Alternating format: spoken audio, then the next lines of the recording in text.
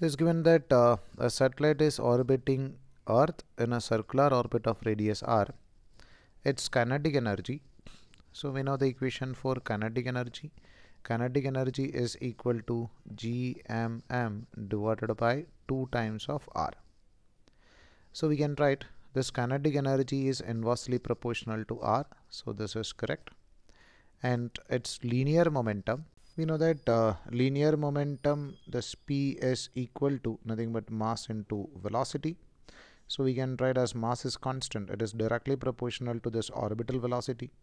But we know the relation for orbital velocity. Orbital velocity is under root of gm divided by r.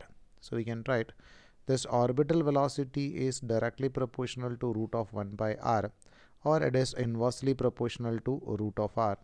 So we can write this linear momentum is not directly proportional to r, it is directly proportional to root of 1 by r. So this second option is wrong. Next one, it is given that nothing but angular momentum.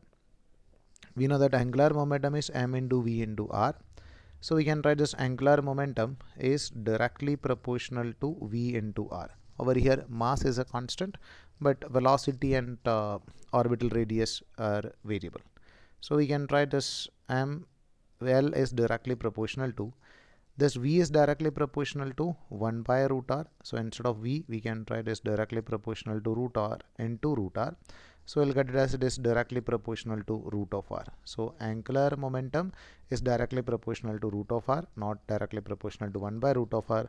So this third option is also wrong. Next one is given that frequency. We know that square of time period is directly proportional to cube of radius. So we can write this t is directly proportional to r raised to 3 by 2, or time period is nothing but reciprocal of frequency. So we can write this 1 by n is directly proportional to r raised to 3 by 2, or you can write n is directly proportional to r raised to minus 3 by 2. So this frequency is directly proportional to r raised to minus 3 by 2, not directly proportional to r raised to 7 by 8. So this D option is also wrong.